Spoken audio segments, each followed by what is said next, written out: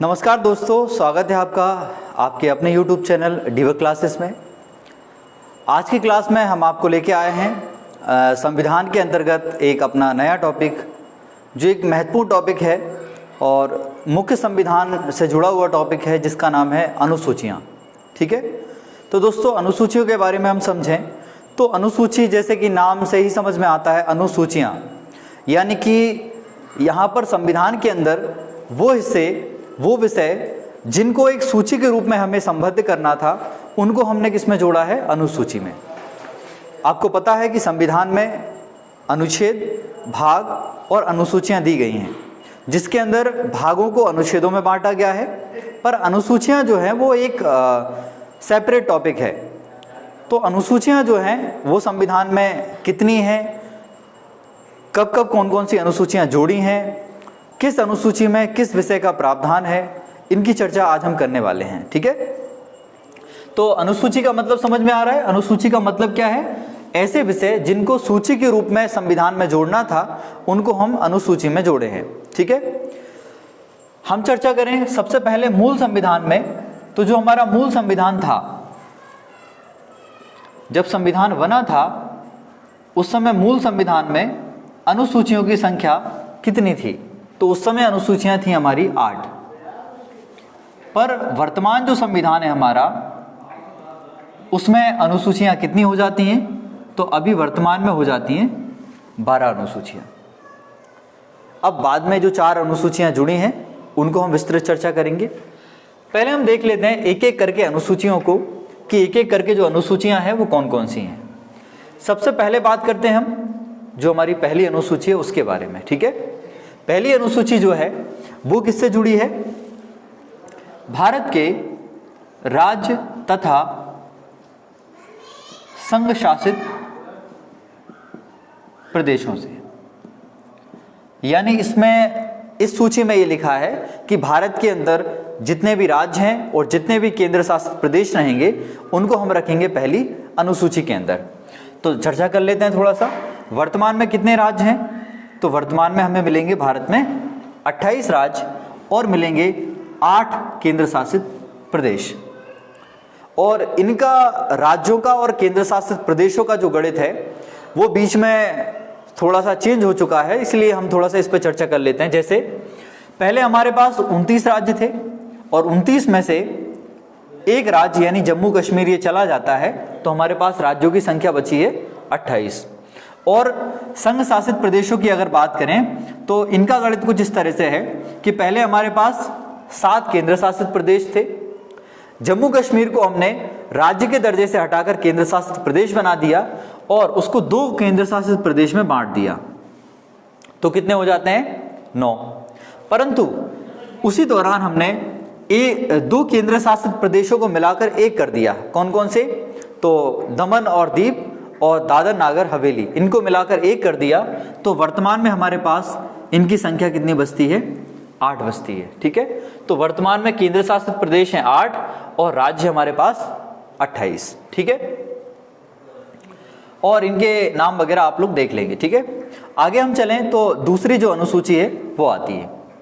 दूसरी अनुसूची में बात की गई है वेतन, भत्ते और पेंशनों के बारे में। ठीक है, किसकी बात है? तो वेतन, भत्ते और पेंशन। किसके वेतन, भत्ते और पेंशन? जो भारत में उच्च पदाधिकारी होते हैं, जो ऐसे अधिकारी जो संविधान में वर्णित हैं लगभग, उन सारे अधिकारियों को कितना वेतन मिलना है, क्या उनको अलग अलग भत्ते दिए जाएंगे, जैसे रहने के लिए गृह भत्ता, पेट्रोल के लिए भत्ता, अन्य जो भत्ते हैं वो, ठीक है, महंगाई भत्ता, और इसके अलावा पेंशन उनको कितना मिलेगी, इस पर चर्चा की गई है तीसरी अनुसूची में। ठीक है, अब किस किस को इसमें शामिल किया जाता है, कुछ उदाहरण हम देख लेते हैं। जैसे कि हमारे देश का राष्ट्रपति, उपराष्ट्रपति, इसके अलावा लोकसभा के अंदर इसका अध्यक्ष और उपाध्यक्ष, इसी प्रकार से राज्यसभा के अंदर सभापति सभापति तो यही हो जाएंगे, उपराष्ट्रपति, और इसके अलावा उपसभापति, इनकी सैलरी क्या होगी। इसके अलावा सुप्रीम कोर्ट, और अच्छा इसमें ये चीज़ और देख लें, जितनी भी हमारी विधानसभाएं हैं देश के अंदर अन्य राज्यों में, और जो अलग अलग राज्यों में विधान परिषद है। दोस्तों मेरे मन में एक क्वेश्चन आ रहा है कि भारत के अंदर सभी राज्यों में विधान परिषदें नहीं होती हैं, कुछ राज्य हैं जहां पर विधान परिषद हैं, तो आप कमेंट में लिख के बताएंगे कि कितने विधान परिषद वाले राज्य हमारे देश के अंदर है। ठीक है, तो विधान परिषद, इनके भी जो अध्यक्ष और सभापति हैं और उपाध्यक्ष और उपसभापति हैं, उनकी भी सैलरी यहीं से डिसाइड होती है। इसके अलावा सुप्रीम कोर्ट और हाई कोर्ट, उनके न्यायाधीश जो हैं उनकी सैलरी वगैरह, तो ये जो सब सैलरी भत्ते पेंशन जो हैं वो दूसरी अनुसूची में दी गई है। ठीक है, चर्चा करें हम तीसरी अनुसूची के बारे में, तो तीसरी अनुसूची संबंधित है शपथ से, शपथ। ठीक है, यानी जब भी कोई व्यक्ति संवैधानिक पद पे बैठता है, संवैधानिक पद पे बैठता है, उस समय वो पद की शपथ लेता है, तो वो जो शपथ रहेगी उस शपथ का वर्णन कौन से अनुच्छेद में रहेगा, अनुसूची में रहेगा, तो वो अनुसूची है तीसरी अनुसूची। इसके अंदर भी जैसे कई सारे मंत्री होते हैं, जब मंत्री बनते हैं जैसे प्रधानमंत्री या अन्य कोई मंत्री, तो मंत्री अपने पद की शपथ लेता है। इसके अलावा सुप्रीम कोर्ट और हाई कोर्ट के जो न्यायाधीश बनते हैं वो भी अपने पद के टाइम पे शपथ लेते हैं। तो इन सब की जो शपथ है उसका वर्णन मिलेगा आपको तीसरी अनुसूची के अंदर। फिर हम चलें चौथी अनुसूची पर। तो जो चौथी अनुसूची है वो संबंधित है राज्यसभा में अलग अलग राज्यों का जो प्रतिनिधित्व है उससे संबंधित। ठीक है, राज्यसभा में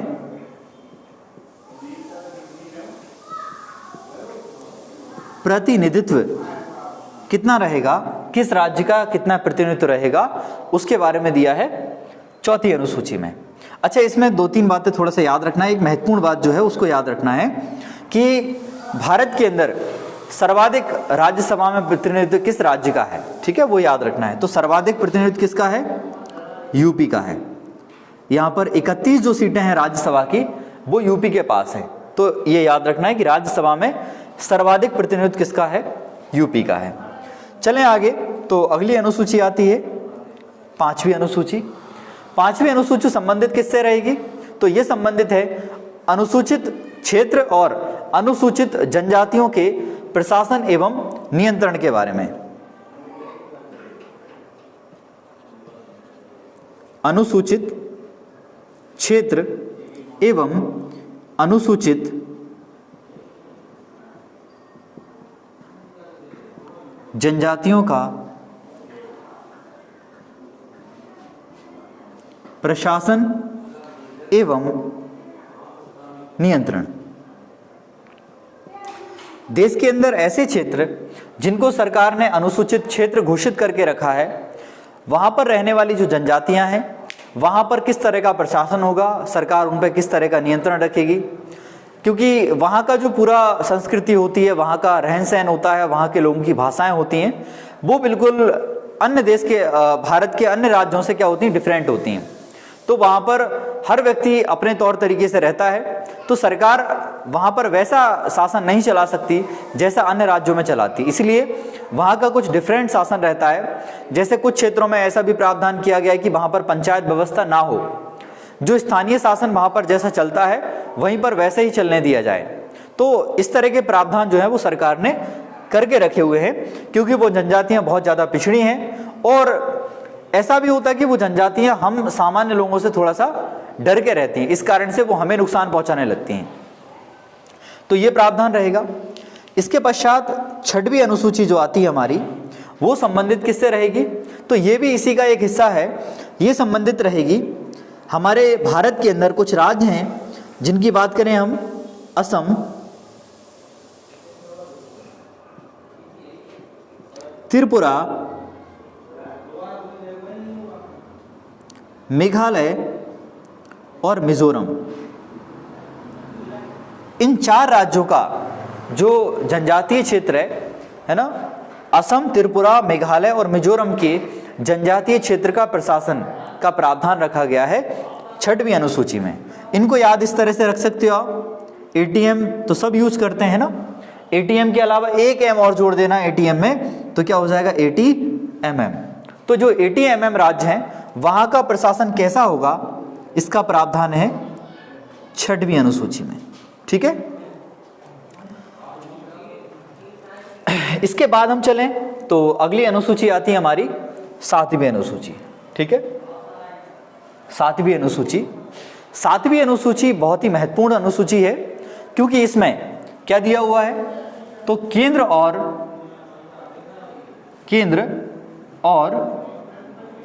राज्यों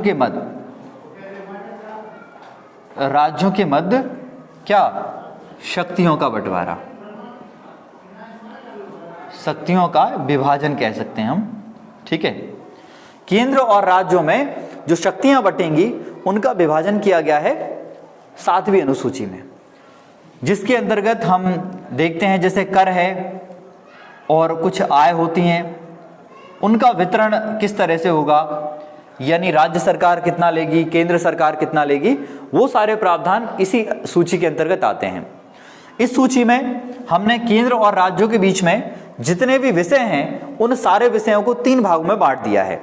वो 3 भाग कौन कौन से हैं, तो पहला भाग कहलाता है संघ सूची, संघ सूची। दूसरा भाग क्या कहलाता है, दूसरा भाग कहलाता है राज्य सूची, संघ सूची, राज्य सूची, और एक हिस्सा और होता है समवर्ती सूची का, समवर्ती सूची। ये 3 भागों में, यानी किस विषय पर कौन कानून बनाएगा, ये प्रावधान 3 सूचियों में बटे हैं।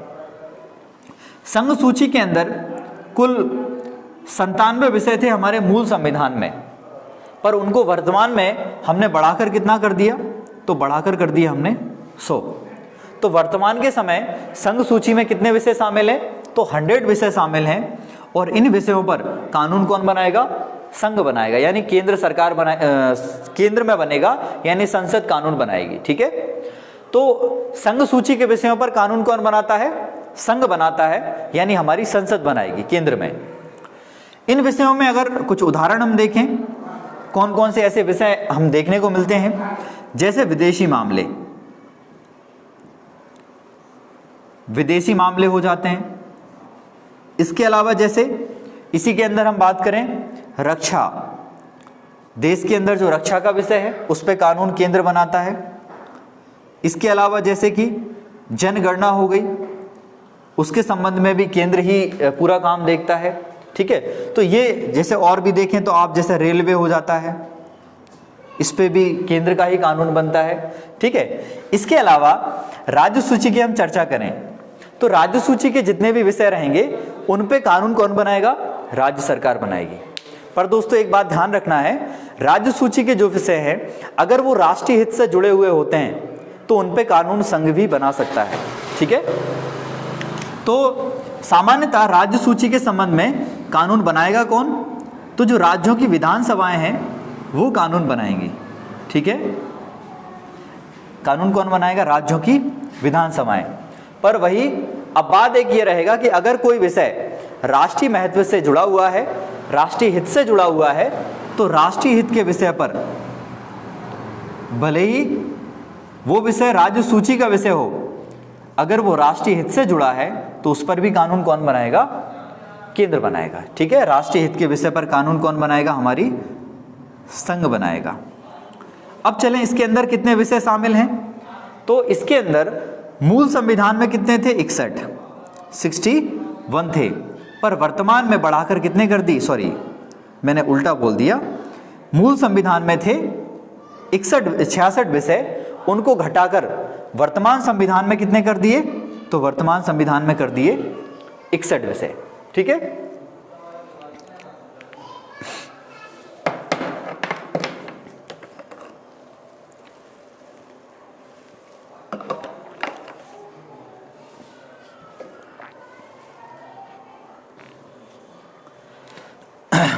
इसके पश्चात बात करें तो 66 से कितने हो गए, 61। इसके बाद इसमें उदाहरण के रूप में अगर देखें तो कौन कौन से विषय आते हैं जो राज्य सूची से जुड़े हैं।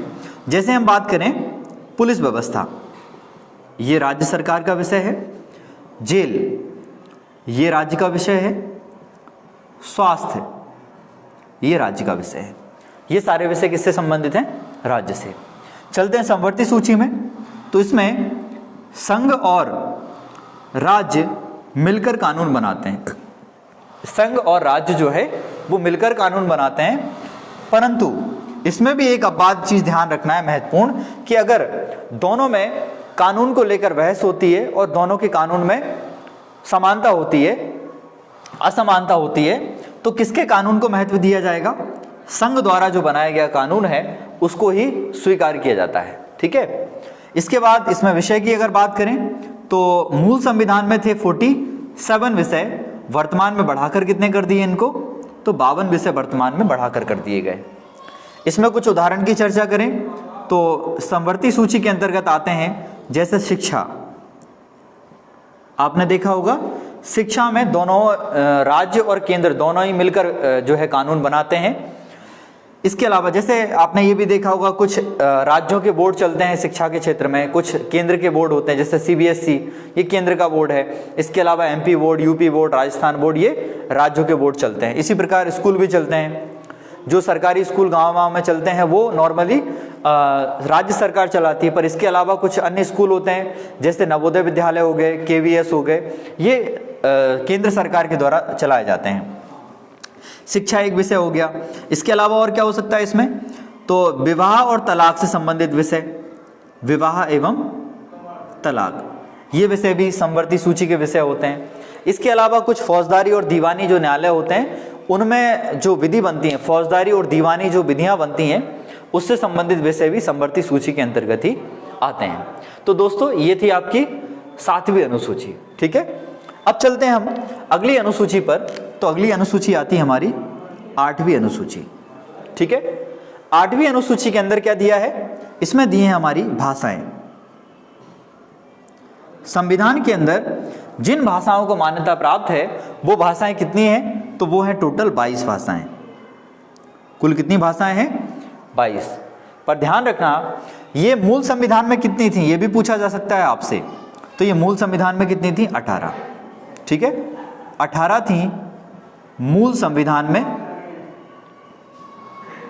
इनको बढ़ाकर हमने अभी वर्तमान में कितना कर दिया है? तो 18 नहीं 14। पहले कितनी थी ये? 14। तो 14 भाषाओं को बढ़ाकर कितना कर दिया है? 22 कर दिया है। यानी कितनी भाषाएं बढ़ा ली हमने? 8 भाषाएं बढ़ा ली हैं। ठीक है। ये 8 भाषाओं को हम देखते हैं एक डिटेल से कि कब कब हमने इन 8 भाषाओं को बढ़ाया है। सबसे पहले बात करें तो 1967 में हमने 1967 में हमने एक भाषा बढ़ाई थी। कौन सी? सिंधी। उसका संविधान संशोधन भी याद रखना है। 1967 में 21वां संविधान संशोधन किया था और उसके तहत हमने कौन सी भाषा बढ़ाई है? सिंधी भाषा को शामिल किया था। फिर आगे चले तो 1992 में संशोधन था 71वां संविधान संशोधन और उसके तहत हमने 3 भाषाएं बढ़ाई हैं। 3 भाषाएं कौन कौन सी हैं? तो नेपाली, मणिपुरी और कोंकणी, ये 3 भाषाएं जोड़ी गई थी 71वें संविधान संशोधन 1992 में। और इसको याद रखने की एक अच्छी सी ट्रिक है, आप इसको याद रख सकते हैं किससे? नमक से। तो 71 में हमने क्या जोड़ा? नमक जोड़ा। ठीक है। नमक के अंदर नेपाली, मणिपुरी और कोंकणी आ जाएंगी। फिर चले आगे तो 2003 में। ठीक है। 2003 में संविधान संशोधन था 92वां, 92वां जो संशोधन था, है ना, 92 जो संशोधन था, 92nd, उसके अंदर हमने 4 भाषाएं जोड़ी हैं। ठीक है। ये 4 कौन कौन सी हैं? तो बोडो, डोंगरी, मैथिली और संथाली। ये 4 भाषाएं थी। बोडो, डोंगरी, मैथिली और संताली। इनको जोड़ा गया था 2003 में। और इसको कैसे याद रखेंगे? इसको शॉर्ट में याद रख लेंगे BDMS, BDMS।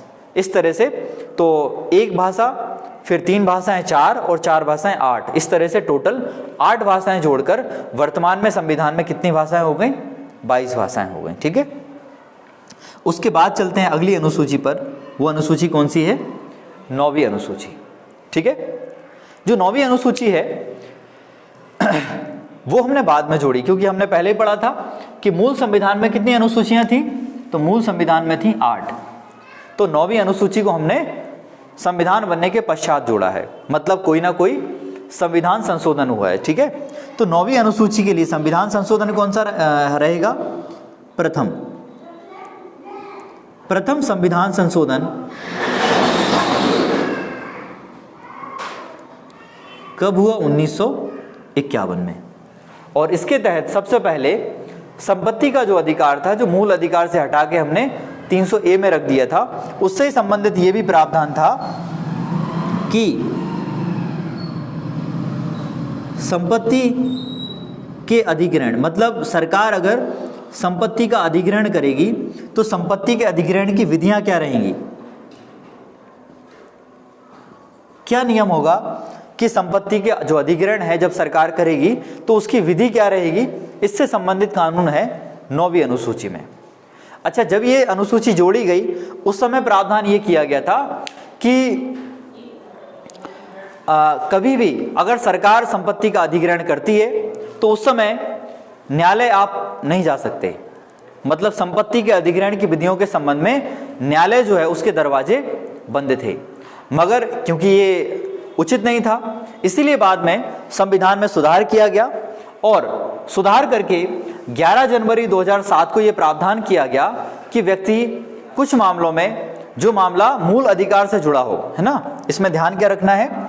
जब प्रावधान था शुरुआत में तो ये था कि न्यायालय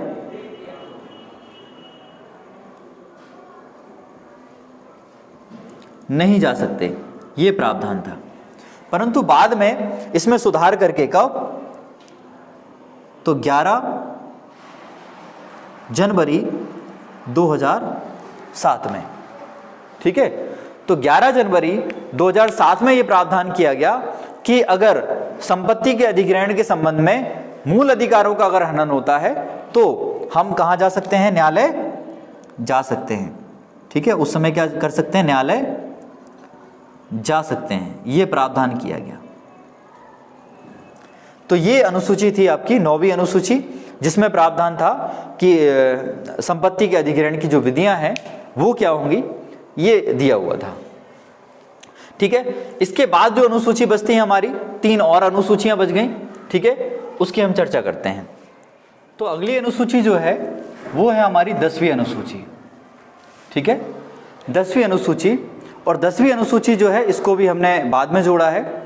इसके लिए संविधान में संशोधन किया था, 52वां संविधान संशोधन 1985 में, 1985 में। और प्रावधान क्या किया गया? इसके अंदर यह प्रावधान था दल बदल कानून से संबंधित। दल बदल कानून से संबंधित। दल बदल कानून का मतलब यह है कि अगर कभी कोई व्यक्ति एक पार्टी से रहते हुए चुनाव लड़ता है और वो जीत जाता है, बाद में क्या करता है? वो दूसरी पार्टी में अपना, उस पार्टी को छोड़कर दूसरी पार्टी में शामिल हो जाता है, यानी उसने अपने दल को बदल लिया। तो दल बदलने में क्या होते हैं? बहुत सारे नियम कानून काम करते हैं और वो नियम कानून हमारी संसद को बनाने के लिए दिए गए।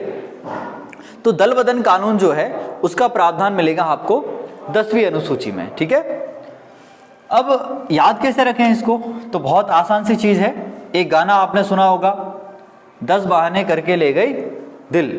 तो जब दिल ले जाएगी तो क्या होगा? टूटेगा दिल, तो दल बदल हो जाएगा, है ना। जब एक पार्टी से दूसरी पार्टी में व्यक्ति जाता है तो वहां पर क्या होता है? एक दूसरी पार्टी का दिल तोड़ के जाता है। जैसे पिछले कुछ दिनों में आपने मध्य प्रदेश के अंदर ये चर्चाएं सुनी होंगी कि कांग्रेस कमलनाथ सरकार थी और उसमें से कुछ विधायकों ने, सिंधिया जो गुट के विधायक थे, उन्होंने कांग्रेस पार्टी को छोड़कर बीजेपी में शामिल हो गए। तो उस समय जो कानून काम आया होगा वो कौन सा होगा? दल बदल कानून होगा। ठीक है, तो 10वीं अनुसूची में कौन आता है? दल बदल कानून आता है। इस कानून को कब जोड़ा? 52वें संविधान संशोधन के द्वारा 1985 में जोड़ा है, ये बातें याद रखना है। फिर हम चलें तो 11वीं जो अनुसूची है उसकी चर्चा करते हैं। इसको भी बाद में जोड़ा गया है। इसका संविधान संशोधन था 73वां संविधान संशोधन 1993 में, और इसके तहत भारत में बहुत ही महत्वपूर्ण प्रावधान लाया गया, पंचायती राज व्यवस्था। पंचायती राज व्यवस्था इसका प्रावधान किया गया। इसको हम शॉर्ट में स्थानीय स्वशासन भी कह सकते हैं। स्थानीय स्वशासन, स्थानीय स्वशासन की जो व्यवस्था है उसको लाया गया। अच्छा, स्थानीय स्वशासन से क्वेश्चंस बहुत आते हैं, खासकर ऐसे एग्जाम जैसे कि पटवारी हो गया, है ना, इन एग्जामों में क्वेश्चंस स्थानीय स्वशासन तो एक पूरा का पूरा मतलब अलग से टॉपिक ही है, ये मान लो, ठीक है। तो इसके बारे में भी कुछ चीज़ें हैं, जैसे भारत में स्थानीय स्वशासन को लागू करने के लिए जो सबसे पहले प्रयास हुए थे उनमें महात्मा गांधी ने ये प्रावधान मतलब महात्मा गांधी ने प्रयास ज़्यादा किए थे। मतलब ऐसा कह सकते हैं कि महात्मा गांधी का ये सपना था कि भारत में स्थानीय स्वशासन लागू होना चाहिए, और इसी के तहत भारत में एक गवर्नर जनरल था अंग्रेज, जिसका नाम था लॉर्ड रिपन। तो लॉर्ड रिपन को क्या बोलते हैं हम? स्थानीय स्वशासन का जनक कहा जाता है। किसे? लॉर्ड रिपन को, क्योंकि भारत में सबसे पहले रिपन के द्वारा ही स्थानीय स्वशासन लागू किया गया था। तो इसके लिए संविधान में 73वां संविधान संशोधन हो गया, 1993 में इसको जोड़ लिया गया, और अब कंपलसरी कर दिया कि प्रत्येक राज्य में पंचायती राज व्यवस्था, गांव में ग्रामीण क्षेत्रों में पंचायती राज व्यवस्था लागू हो जाएगी, ठीक है। मगर एक चीज और ध्यान रखना, जब ये प्रावधान नहीं था, यानी 1993 से पहले की अगर बात करें हम, तब भी संविधान में ये प्रावधान था कि पंचायती राज होना चाहिए, पर पहले वो कंपलसरी नहीं था। तो वो कहां पर प्रावधान होगा? तो आपने पढ़ा होगा संविधान का, अगर थोड़ा बहुत पढ़ा हो तो, वैसे मैं आगे चल के आपको पढ़ाने वाला हूं, ठीक है। संविधान का जो भाग 4 है, जिसमें डीपीएसपी की बात की गई है, यानी राज्य के नीति निर्देशक सिद्धांतों की बात की गई है, वहां पर एक अनुच्छेद आता है, अनुच्छेद 40, और उसमें यह प्रावधान था कि ग्रामीण क्षेत्रों में पंचायती राज व्यवस्था होना चाहिए। मगर क्योंकि नीति निर्देशक सिद्धांत जो होते हैं वो कंपलसरी नहीं होता मानना, यानी कि बिल्कुल मानना ही ऐसा नहीं होता है, इसलिए जिस सरकार को ये अपने अपने राज्यों में जिस सरकार ने यूज किया इसको, उसने अपने यहाँ रखा, कुछ सरकारों ने नहीं भी रखा, पर यहाँ पर क्या हो गया, अब कंपलसरी हो गया कि आपको अपने यहाँ अपने राज्य में पंचायती राज व्यवस्था को लागू करना ही पड़ेगा, ठीक है। ये प्रावधान हो गया।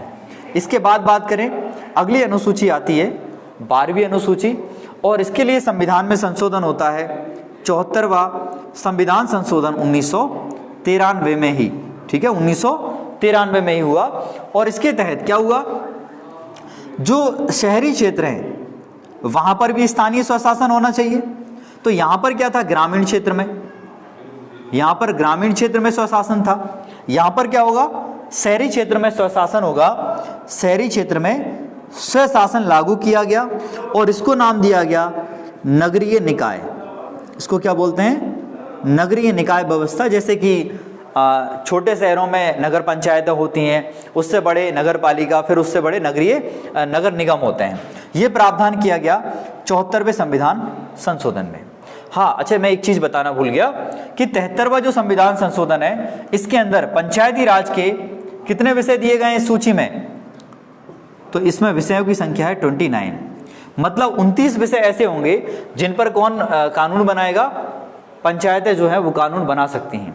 तो मुख्यतः तो यही है ना, 11वीं अनुसूची में मुख्यतः किस चीज को याद रखना है कि पंचायती राज से संबंधित 29 विषयों को शामिल किया गया है 11वीं अनुसूची में। इसी तरह 12वीं अनुसूची में किसको शामिल किया है, इसके अंदर नगरीय निकाय के 18 विषय शामिल हैं, और इन 18 विषय पर कानून बनाने का अधिकार किसको रहेगा, अपनी नगर पालिका को रहेगा, नगरीय निकायों को रहेगा, ठीक है।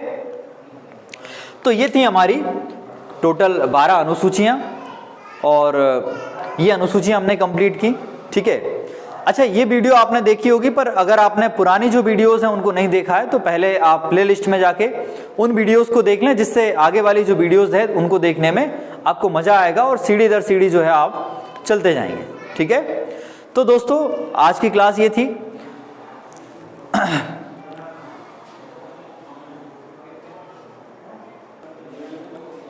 तो दोस्तों आज की वीडियो आपको कैसी लगी कमेंट बॉक्स में जरूर बताइएगा, और वीडियो को लाइक करिए अगर पसंद आई है तो, और चैनल को सब्सक्राइब करिए और हमारी वीडियोस को शेयर करिए। Thank you. जय हिंद, जय भारत।